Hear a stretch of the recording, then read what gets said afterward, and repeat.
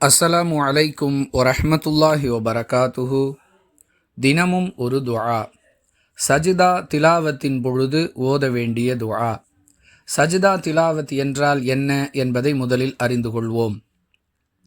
திருக்குர்ஆனை ஓதும் பொழுது குறிப்பிட்ட சில வசனங்களை ஓதிய பிறகு ஒரு முறை சஜிதா செய்ய வேண்டும். அதற்கு சஜிதா திலாவத் என்று பெயர். அந்த சஜிதாவில் ஓத வேண்டிய துஆ. இதை நசஈ எனும் நூலில் இடம்பெற்றிருக்கக்கூடிய 1117வது ஹதீஸிலிருந்து அறிந்து கொள்கிறோம்.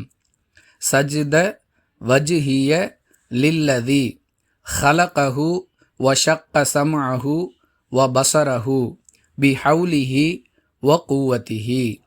மீண்டும் ஒரு முறை பார்ப்போம். சஜித வஜ்ஹிய லில்லதி ஹலகஹு வஷக்க சம்அஹு வபஸரஹு பிஹவுலிஹி வகுவதிஹி. இதையொட்டி மிக முக்கியமான சில விஷயங்களை நாம் அறிந்து கொள்ள வேண்டிய தேவை இருக்கிறது. திருக்குர்ஆனில் 15 இடங்களில் சஜிதா செய்ய வேண்டும் என்று அடையாளமிட்டிருக்கிறார்கள். ஆனால் அவற்றிற்கு எந்த ஆதாரமும் இல்லை. சரியான ஹதீஸுகளின் அடிப்படையில் நமக்கு கிடைக்கக்கூடிய ஆதாரங்கள் 4 இடங்களில் மட்டுமே சஜிதா செய்ய வேண்டும் என்பதுதான்.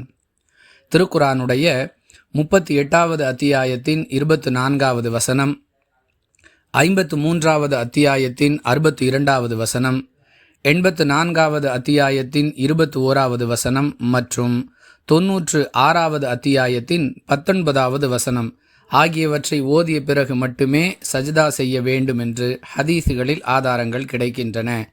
எனவே இந்த 4 வசனங்கள் மட்டுமே சஜிதா திலாவத்திற்குரிய வசனங்களாகும் என்பதை நாம் கவனத்தில் கொள்ள வேண்டும்.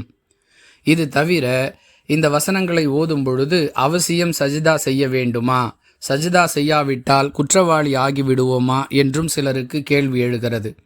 அன்பானவர்களே, இந்த வசனங்களுக்கு சஜிதா செய்வது என்பது நபி வழி என்றிருந்தாலும் சில நேரங்களில் நபிகளார் சஜிதா செய்யாமலும் இருந்திருக்கிறார்கள் என்பதை புகாரியில் இடம்பெறக்கூடிய 1072 மற்றும் 1073வது ஹதீஸுகளிலிருந்து அறிந்து கொள்கிறோம்.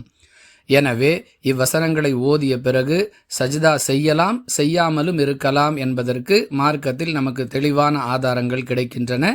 சஜிதா செய்யக்கூடியவர்கள் அந்த ஒரு சஜிதாவில் இந்த துஆவை ஓத வேண்டும் என்பதை கவனத்தில் கொள்ள வேண்டும். வாஹிரு தஅவானா அனில் ஹம்துலில்லாஹி ரப்பில் ஆலமீன். அஸ்ஸலாமு அலைக்கும் வரஹ்மத்துல்லாஹி வபரகாத்துஹு.